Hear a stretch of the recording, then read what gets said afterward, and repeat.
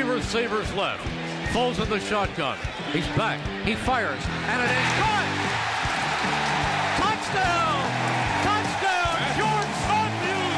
9 yards deep! Joining us as he does here every week on Eagles Game Plan, Eagles head coach Chip Kelly. Coach, take a look at this touchdown. This is Jordan Matthews' second touchdown. Mike Quick broke down his first one. This one was a much tougher catch and throw, but a beautiful play. It was. You know, it was a 2-minute drive right at the end of the first half, and we got the ball down here to the 11-yard line. We had 13 seconds to go on the clock. We do this a lot in our training sessions, is that we're already in field goal range. You know, we have 3 points. We're greedy. We would like 7 points, but we don't want to sacrifice anything. So what we're going to do here is we're going to take one shot at the end zone. We're either going to throw the ball to the receiver in the end zone or we're going to throw it away. And we don't have a lot of time. And so what our whole deal is that we're practicing is that it's really the decision-making of the quarterback and the trust that you have in Nick, and that you know you can call something here. If he were to get scrambled or get flushed, clock is down, we don't have an opportunity here. We got one shot. We're throwing it to the end zone. If it's not open, just throw it away.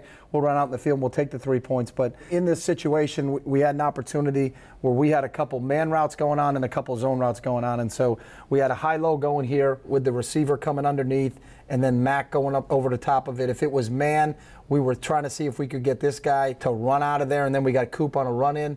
On the backside, we're driving him to the corner. If it's man, we got another opportunity on that side in the man. If it's a zone read, we're just trying to throw the ball. And really what Nick's doing, and that's why we love having big receivers on the inside, is that he's going to put this ball up where either Jordan catches it or it's going out the back of the end zone. And in the great shot that you see from here, Jordan does a great job of setting the linebacker up with just a little subtle move just so he can get a free release down the field. And then Nick throws it before Jordan's even there. But what we saw is the back of the linebacker's helmet. And now he's going to throw it in this alley between the safety, which is being held by Mac right here, and then off his ear. And the best shot is from the coach's tape from behind. And this is what we call NFL open. And Nick's got to really feel, instead of just throwing the ball, we talk about throwing him open. And you watch him where he rips this ball. And when the ball's gone, and that's as covered as anybody can be in the National Football League.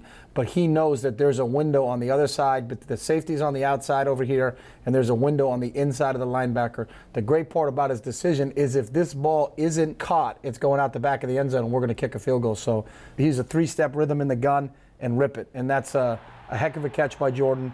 Great timing by a receiver in a play we really work on a ton, especially in the red zone. Rookie receiver getting both his feet down there, too. That's pretty impressive. Very impressive. Defensive play here. We got a stretch run play that the Washington Redskins love running. I love that you have your front seven here, and they're pressing the line of scrimmage here. They are, and it's a signature play for them. And Alfred's one of the outstanding running backs in this league, and he's just such a great zone runner. We knew going into the game that we really had to stop their run game because he's obviously the focal point of their offense. And I think holding their whole team to a 3-yard average in the run game was part of what our success was. They obviously threw the ball better than we wanted them to throw it, but I think part of this in the run game and forcing them into the throw game, it starts right here with Connor Barwin. And when we talk about our outside linebackers, number one, they have to be pass rushers. Number two, they have to set the edge to the defense so that this ball's not going to get outside.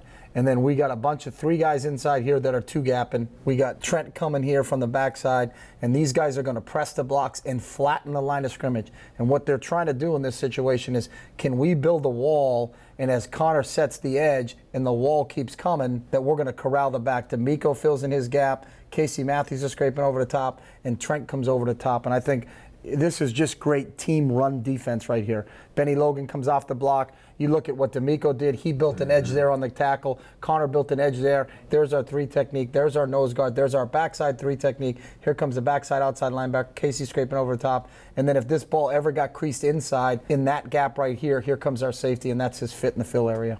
All right, take a look at the defensive play here. This guy, second week in a row. I mean, talking about making a big play late in the game.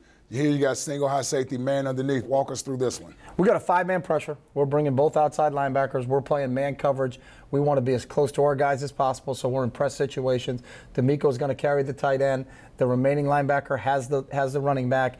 And then what Malcolm just does a great job of, and one of the things we loved about him, and he was our top priority in free agency, is that Malcolm can play low. He could have been in this situation, but by how the formation came out, you saw him late go high. He has the ability to be a great free safety. He has the ability to be a great cover guy, and he's also, you've seen him with a lot of the tackles and things he's done, be a box safety. And he just does a great job here of reading the quarterback's eyes, Connor does a spin move inside to create some pressure on the quarterback. Again, attack the quarterback's throwing arm, so we got the quarterback to sail the ball just slightly over the top. D'Amico's as close as he can to be in coverage right here. We're locked up here. We're close in coverage. We're close in coverage here. We're close in coverage here. He's hugging up on the back, and now Malcolm is just breaking on the quarterback's eyes.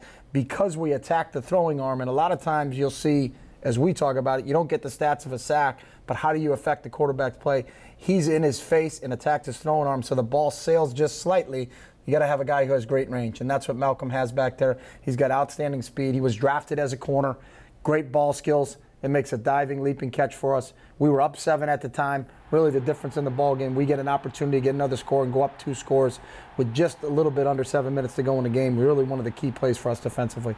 All right, now I'm excited about this play here. Special teams. Excited about this one. Big kickoff return. Huge. Redskins go down to score. Before your offense takes the field, your third phase of the game gives you a touchdown. Yeah, and really just one of those momentum changers. They did a good job offensively, and you got to give Washington a ton of credit coming down the field on their opening drive in our stadium and scoring 7 points. But then we get a chance to put our kickoff return team back out on the field.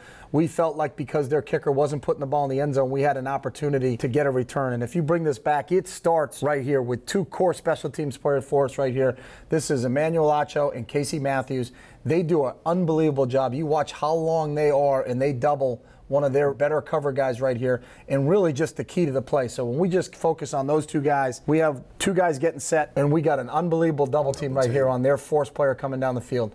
We now have Brandon Graham and Chris Maragos coming down here, and they're trapping these guys on that side. Our 2 tight ends are going to fit up and get their hats on the right side of the cover team here. Ertz does a great job of getting up inside, making the defender go that way. James Casey makes the defender go that way. Brad Smith will now come through the hole that's created from the trap in the double team, and now he's looking for the best located safety. It's either here or here. Brad's got to make a great decision, and as you let this go through, and I'll tell you to stop it, right here, here's our trap block, there's our double team block.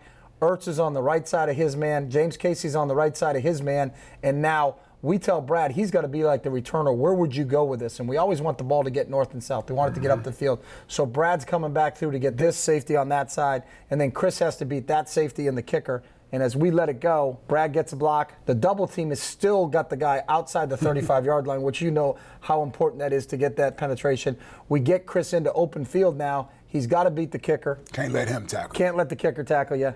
Casey does a great job coming off, and now we've got Brad and Casey never blocked behind the play. They're just trying to shield those guys off, and then we got Chris taking it into the end zone. And then, as we told Chris, it would be nice if you could stop it.